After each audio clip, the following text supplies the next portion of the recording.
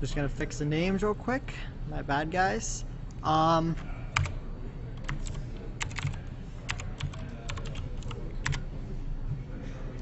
Now, Paladin versus Hunter. Usually, if this is when it's mid-range Hunter versus Paladin, I'm just a little shocked by the Ruby and Egg. But when it's mid-range Hunter versus Paladin, it's usually greatly in favor of the Paladin. But when it's base Hunter versus Paladin, the face Hunter is usually greatly favored, like incredibly favored, because like they'll just be able to get the secret power down so low that it doesn't matter when they play turn 6 Mysterious Challenger, they'll just be able to burn them out. Like by turn 6, you're almost dead versus a face Hunter usually, and if not, you've already won the game. So face Hunter is really strong, but this seems like this is a more mid-range Hunter, so definitely more favored towards the Paladin. The double Consecrate and the Ruby and Egg are very untraditional for Secret Power. Usually you only run one Consecrate, and you usually don't run Ruby and Egg because the deck naturally doesn't have many ways to activate it. The one logical reason I can see you playing it is Secret Power is sometimes very vulnerable to AoE. This makes it less vulnerable to AoE. Dkay with the double flare. The difference between, like, flare is so broken versus secret power, especially after Mysterious Challenger. The flare is a card that, when played, it's 2 mana, draw a card, remove all stealth, and destroy all enemy secrets. So when an opponent plays Mysterious Challenger and gets like 4 or 5 secrets, and your opponent just plays Flare and kills literally 4 to 5 cards for 2 mana, it's catastrophically bad for the secret power, and usually just game winning. Now, if the secret power is in a good position, it's not as bad, but it's still really, really bad if your Mysterious Challenger gets flared. It's probably the biggest counter against secret power as a Hunter player. So it's very interesting to see the double flare and how it's going to affect this game. And Dkay's going to have a very good turn with the Loatheb and flare play. Like, I definitely do not see Conrad pulling out of this. Well, not pulling out, but like favored in this situation. Keeper of Ornament. Okay, that explains the Ruby and Eggs. You can make the Ruby and Egg into a 3/3 and then trade it. That is very creative from Conrad.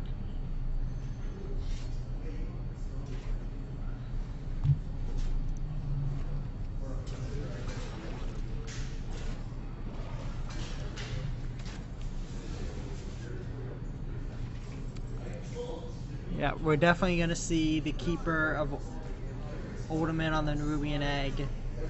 Yep, I like this. Just going for the face. Smork time.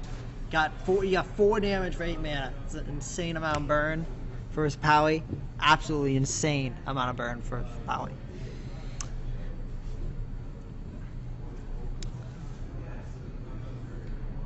And the Hunter is going to have actually a very hard time dealing with it. So it looks like the flare really isn't gonna impact the outcome of this game as much. Like, he's going to have to use a lot of resources here to remove this.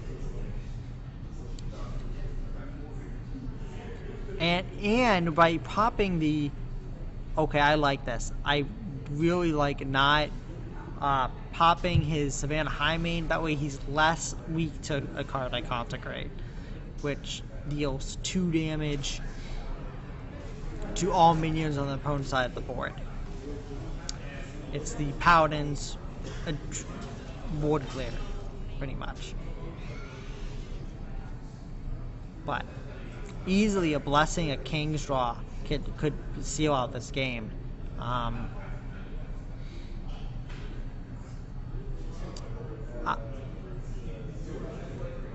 Okay, so he's gonna pop the creeper and then double consecrate. Okay, I like this.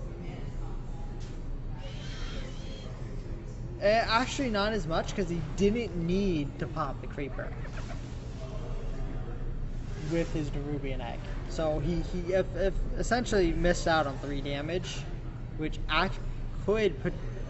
It's probably not likely, but it could potentially lose him the game because he would have lethal here. So that was definitely a misplay by the Paladin player.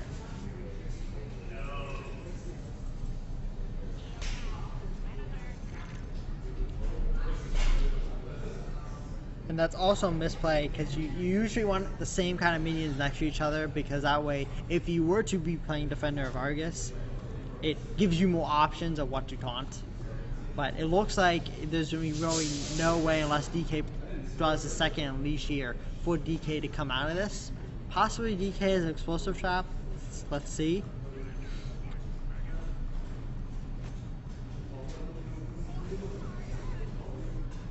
Let's see what that is. Okay, no, it's freezing. He's just bluffing, hoping. Okay, no. Okay, so Conrad is up 1-0.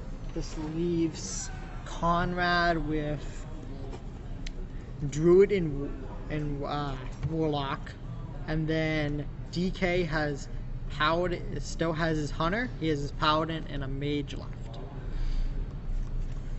Now, from what I remember, Dkay that's a Secret Paly and a Tempo Mage, and then he has mid-range Hunter still left. Druid versus Paladin, and this is definitely a Secret Paladin because we saw it earlier from Dkay. This is usually a very favorite matchup for the Secret Paly, but this hand out of Conrad is fantastic. Paladin is one of the classes that has a really hard time dealing with Darnassus Aspirant, and so this gives a Druid early board pressure and wild growth at the same time. So as Conrad's probably going to do here is he's going to play the Paladin Shredder, and then he's going to trade in his Darnassus Aspirant, making use of that additional mana, and then getting the value out of the 2/3 minion. And on top of that, as I mentioned earlier, Conrad has the big game Hunter in hand. This is one of the most important cards in the matchup, because it can deal with Dr. Boom and Mysterious Challenger, which are usually huge issues for Druid. The Wild Growth and Hero Power is a good play, and so is Innervate Belcher. The 2 plays there for the Druid are debatable. Saving the Innervate is definitely viable. I love hitting the face there, because there's no way to deny all the minions on the board, so here King, you weren't able to completely deny Kings. Looks like we're gonna have to see Conrad have to Innervate Hero Power that 5/1 down this turn, because leaving that 5/1 down when he's about to play a Belcher is really bad, because they'll just kill the Belcher. Second Innervate draw, that is so bad when you're low on cards. This is the cons of Innervate. When people look at Innervate and say, oh, this card's broken, these are the situations when it's not. It's actually a detriment, is when you're low on cards and you don't need the extra mana.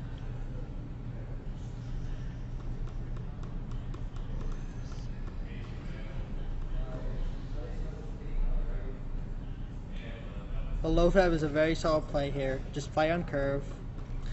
Just play most mana efficiently is what I mean when I say play on curve. He's just playing his 5 mana minion on turn 5, following his mana curve.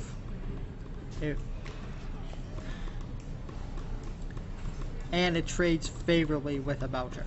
So.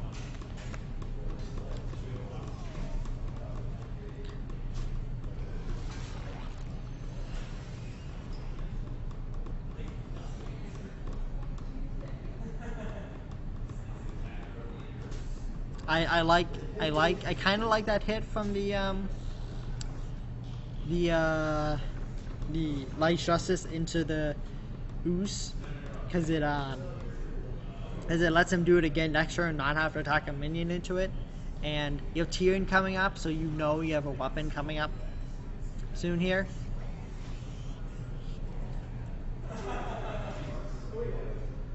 But Conrad is actually also a very phenomenal position. As you can see, that's a redemption, or he based on how he's attacked, he knows that's either redemption or revenge.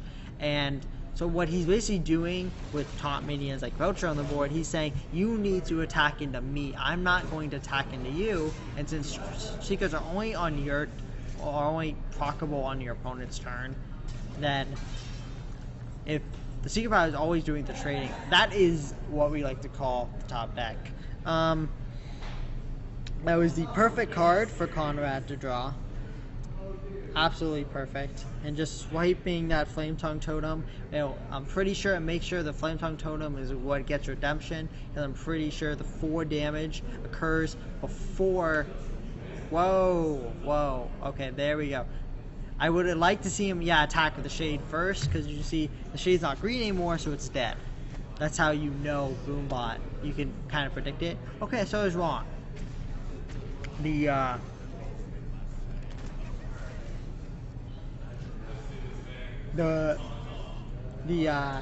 Lothar was redeemed, so the 1 damage occurs at the same time as the 4 damage from the swipe. So that's good for you guys to know. Now this Keeper of the Grove on the Tyrion is perfect. This is disgusting. Absolutely perfect answer. I'd be very surprised. Okay, so he's just gonna clear off the Tyrion and go for the face. That's a bit awkward. He would like to see a Shredder, potentially, or Swipe would have been lethal. I'd be surprised, honestly, if he doesn't go face here. Or okay, Hero Power Trade. Yep, okay, I like going face. Yeah, just sending the Paladin in 2. You know it's Secret Power. They don't run a heal. A lot of draws, just kill them. Conrad is now one of the Druid and the Paladin, which leaves him just with Warlock left. Dkay is going to have to 3-0 his Warlock, and based on his lineup, I think that's going to be pretty hard. If I were to open up with Dkay has Secret Power, Tempo Mage, and Mid-Range Hunter. If I were in this position, I'd open up with the Paladin. This is most likely to win. Okay.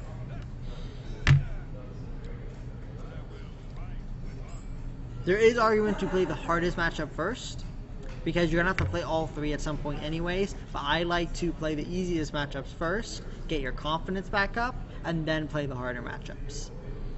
Because after going 0-2, you're not feeling very great, so it's better to play the easier matchup.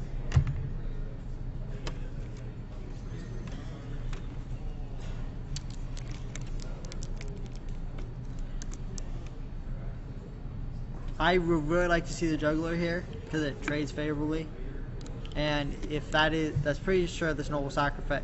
Oh, that's Avenge. Okay, so this does make him weak to Abusive Sergeant.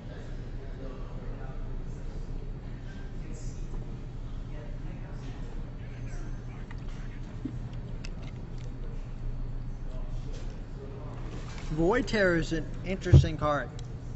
You usually don't see it in Zulux anymore. With the new cards from the Death Peddler from Neo Explorers, usually there isn't room for it anymore in Zoo.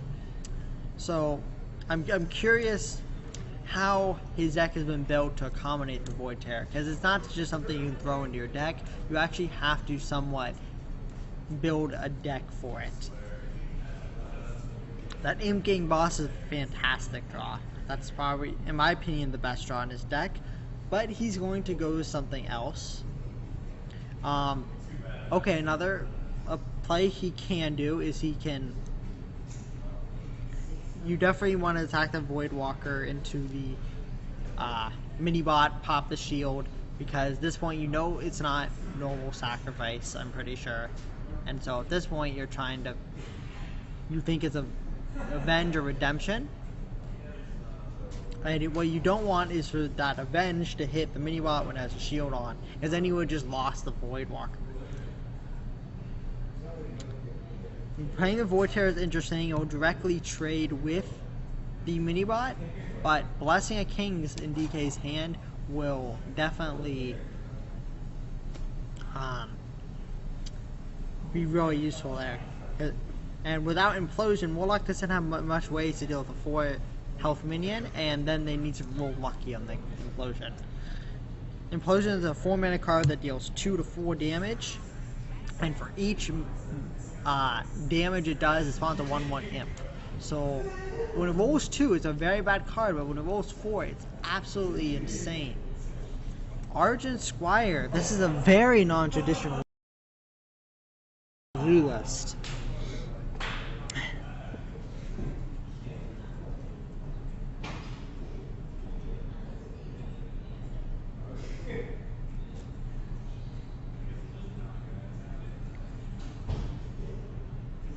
Conrad's in a pretty tricky position here.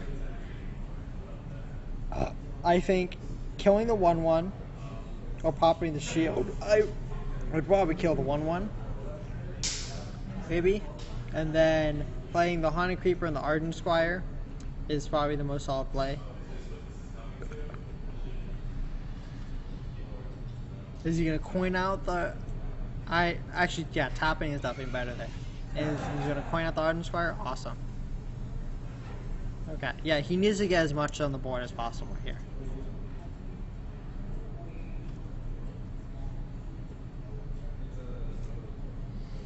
Now, Blessing Kings is an interesting play here because Warlocks run cards like Power Overwhelming, which can empower a huge small minion to kill something big. And since if you would just play Blessing Kings, there's nothing really here to get value off of from the Blessing Kings. There's nothing efficient to trade into for the Paladin. All these are sticky or low minions. So if the Warlock were to drop Power Overwhelming, then the Blessing Kings doesn't get much value, that can actually be a problem for the Paladin. But more often than not, you're probably going to see the Blessing Kings here. It's just something to consider. He hasn't seen Power Overwhelming yet, so it's something to play around. Potentially. But this is the much more mana efficient play and usually more stronger. I really like going for the face here. All these minions have you can't really finish them off, and the more you attack into a Warlock, the less taps they get, so the less you're basically denying them cards by attacking their face. So smorking a Warlock is actually a control play, technically. Sometimes. But this is a very, very good turnaround for the Warlock player here. Like, Mysterious Challenger is a very strong card, but when you have all these weenie minions on the board, it becomes not nearly as strong.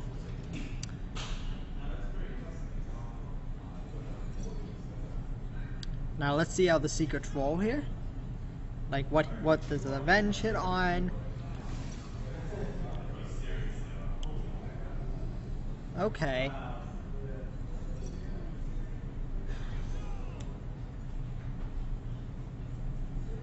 That was probably the better of the two targets for it to hit. Because now he can trade in a 1/1. But either way, it would have been fine. He would have been clear of the board here. With the use of Power Overwhelming. The question is, he knows there's a Repentance, so does he play the Doomguard anyways? I would probably say yes. Just get that 5 damage in. But another play is to tap and play the Void Terror and save the Doomguard.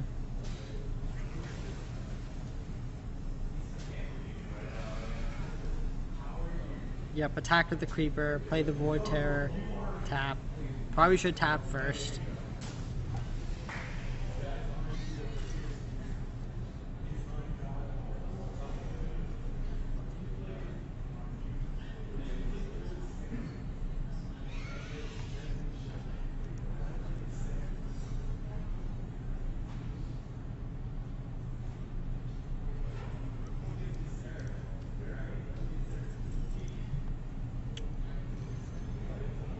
Gotta love that snap play Sea Giant.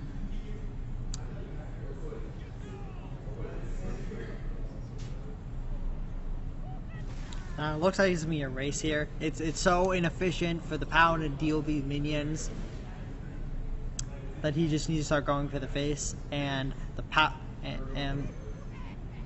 the Warlock to deal with the Paladin's minions, and it's so inefficient for the Warlock to deal with the 8/8 that he needs to go face as well. He needs to trade the Sea Giant here. These turns are basically playing themselves out. Both players don't have any cards, so there really isn't many decisions. It's almost a top deck war here. But I would say the Paladin is definitely favored right now, just because of the Warlock's low HP, but the Warlock is not out of this at all.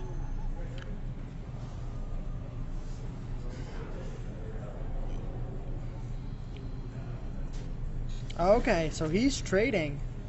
I'm very surprised by this. I would have really liked to see him just hit the face, and he could have set the Warlock to 2, making him not able to tap, and put him in lethal range of Consecrate, True Silver Champion, all sorts of stuff he would have been able to die to.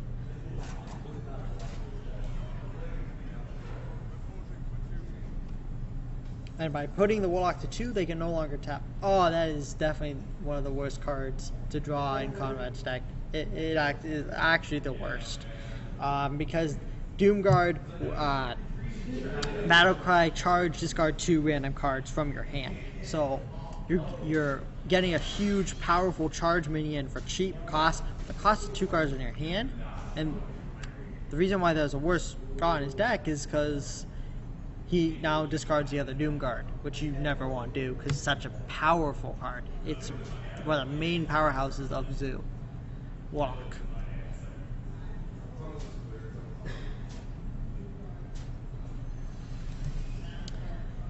This game is pretty much over for the Paladin. For the Warlock at this point. But it's cool, we get to see a longer series. He can go for a Doomsayer, potentially. Yeah, so this leaves Dkay with Mage and Hunter. I would probably queue the Mage here. It is definitely a little bit more favored than his, what's it seems to be very slow mid-range Hunter. And as you can see, he just queues up the Mage, and he has a Flame Strike. Oh, it's actually Freeze Mage. My bad. I thought he was playing Tempo Mage. Okay. Then this is a very favored matchup for the Freeze Mage. If not more, definitely more favored than the last one was. So this is definitely not over. This series has a lot of life to it. I really like to point out the scientists here, contest the Flame Imp. I really don't like pointing out the Loot Hoarder. Here it actually works out very, very well, because otherwise it would have been traded in the Creeper if he played on 2. But the reason for that is, okay, that is definitely a mistake. You want to, oh no, never mind, it wasn't a mistake. But usually you want to play the Scientist first, because you don't want to draw into your secrets. You want the secrets to pull them out, and then you want to draw. So by playing the Loot Hoarder first, he technically gave him a chance to draw a secret in his hand instead of having it pulled out by the Scientist. So it's those small things that don't seem like they make that much of a difference that can actually win or lose you the game, potentially. Because, like, drawing a secret in this matchup, but especially, can be very bad. Because you usually don't have the mana to play 3 mana on a secret, due to the amount of pressure you're under by the Zoo. And the reason why he's playing the secret here first is to guarantee the other secret. Freeze Mages only play 2 secrets, Ice Block and Ice Barrier. Ice Barrier gains them 8 health when they get attacked, and Ice Block makes it so when they were to have died, they don't, basically. They have another turn to live at the health that they were at when they took that fatal damage.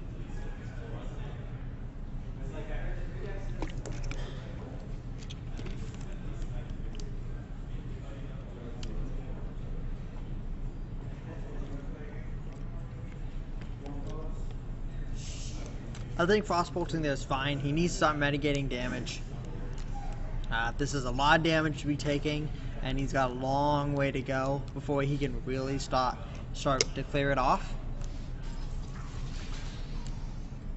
I'd probably like to see him ping the creeper. Okay, this is fine. It sets up for Blizzard, kinda, but it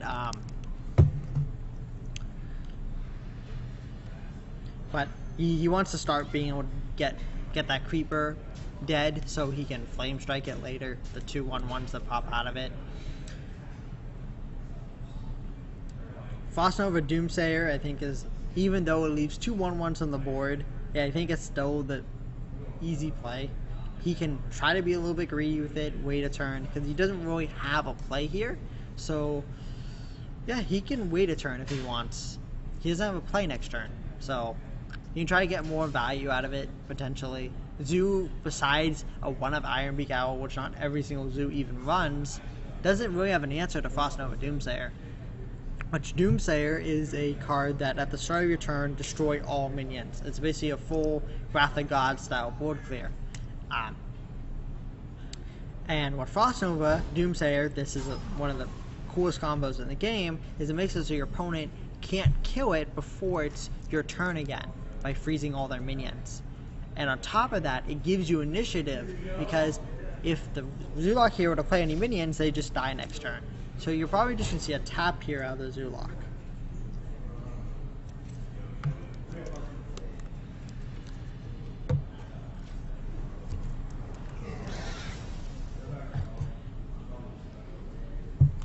Just going to be a simple ping pass for the Freeze Mage here, just delaying the game as much as possible.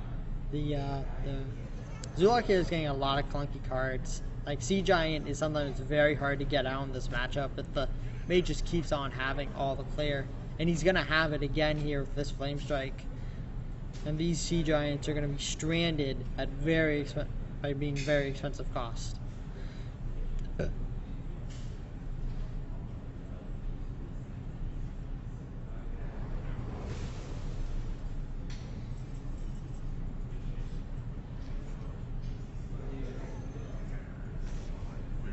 Yeah, I definitely like that even before tapping, because both those cards are very bad in this matchup. Implosion, like the Freeze Mage doesn't play many minions, so it's really hard to get off the Implosion in the first place. And then the Sea Giant it's stranded, it's useless. So discarding both of them is fine. By the way, Sea Giant costs 1 less for each other minion on the battlefield. So when you just have nothing on the board, it's a really expensive card. That's what I mean by stranded.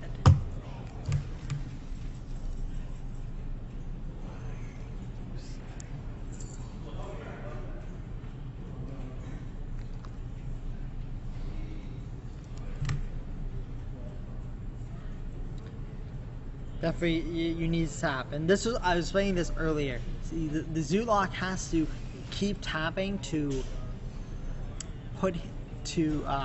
continue put minions on the board, and this is why you don't really need Alcatraz to win this matchup, because they're basically putting themselves at 15 for you. All you need to do is live until you have the burn to finish them off. The Freeze Mage here, though, is getting pretty low. Despite all the freeze in his hand, if Conrad can weather this literal storm, then Conrad might be able to pop the block if Dkay doesn't draw the burn he needs, or the other block in time, or more card draw.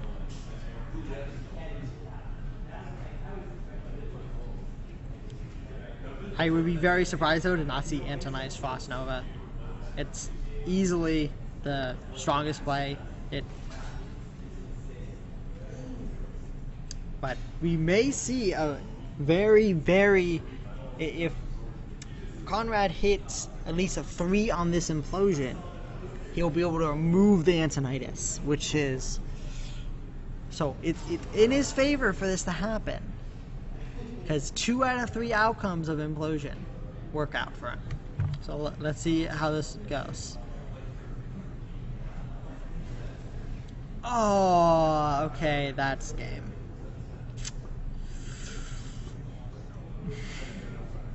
Rip Areno for Conrad.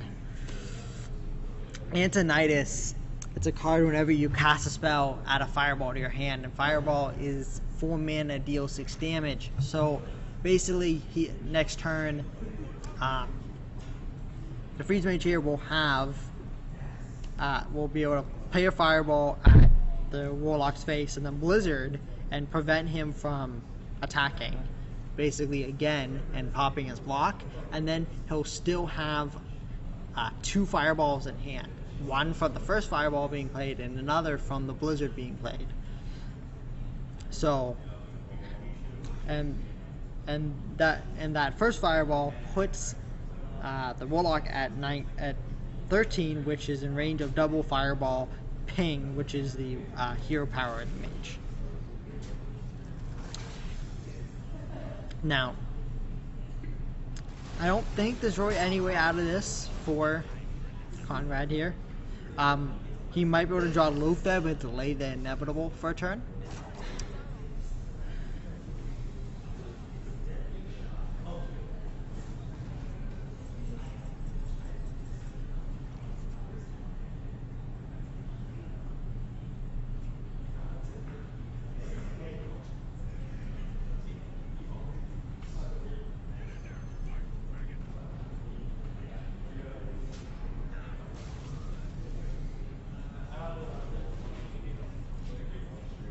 He's not tapping there because you just hope it.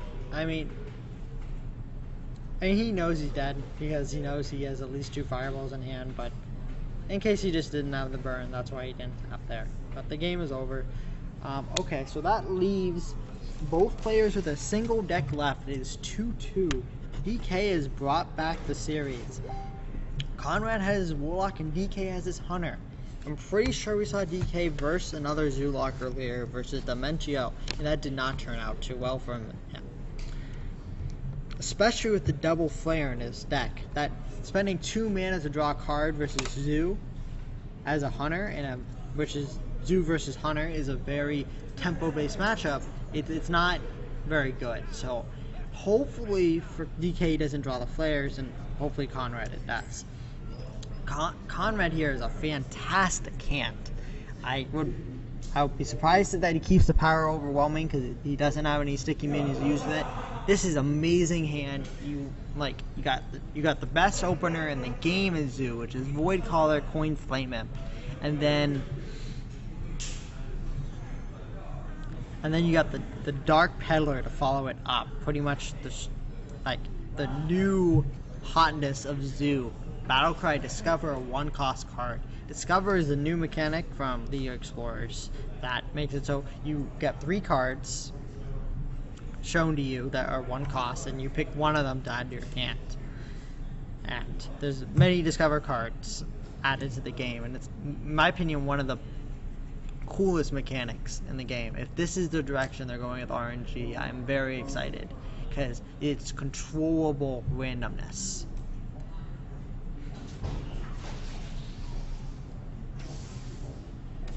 I am very shocked at that play. I really feel he should have played the Juggler there. I know that it would have just died to the Flame Imp, but he needs to just get stuff on the board. He doesn't have Unleash in hand. I mean, that's probably what he's going for. The Hunter's hoping to draw into Unleash for the turn 5. Knife Juggler Unleash the Hounds, which for each Hound that gets summoned from Unleash the Hounds, it summons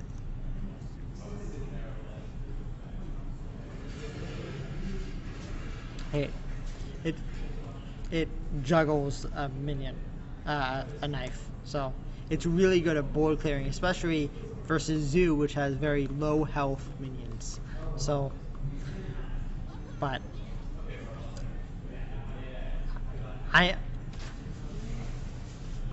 he's almost playing this like a face hunter would. Like it's fine for a face hunter to try to maximize their hero power a bit, because they usually run explosive traps and you can try to bait your opponents from running into them. But he has nothing here to do this.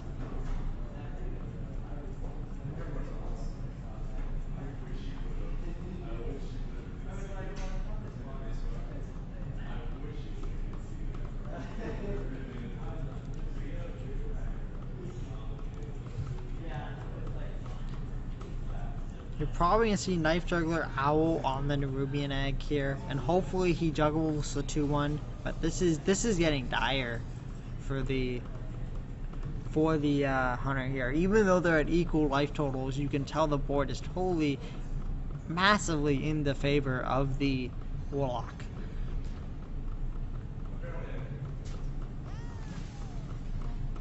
Yeah, I like trading there. Makes you less vulnerable to Unleash, which is one of the only ways you lose at this point.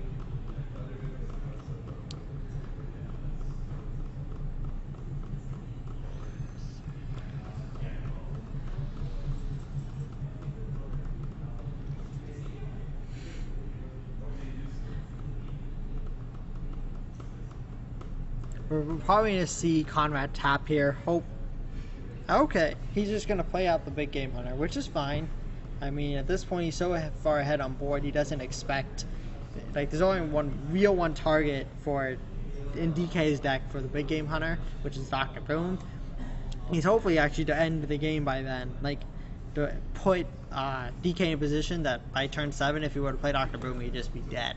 So, the big game hunter is irrelevant, but... like, not using his effect would have been irrelevant. I actually would like to see him play it just because it puts him more damage on the board. But this plays more around explosive trap, which is something he could easily be worried about.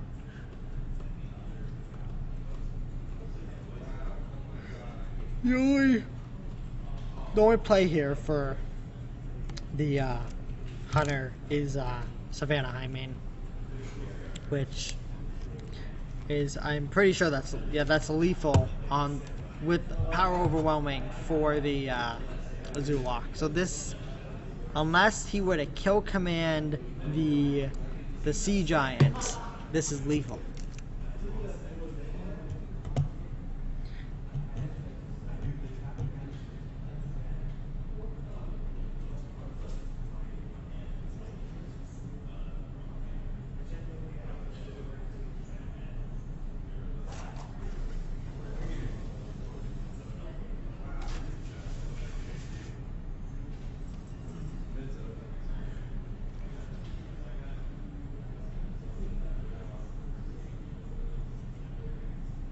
Okay, so yeah, he's just gonna empower his Void Terror here.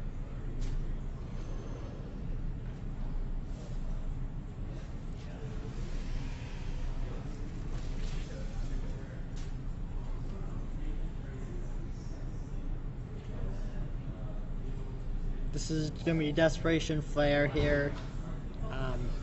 Yep, okay. The series is over. Conrad wins 3-2. Congratulations to Conrad. Okay, thank you guys for watching.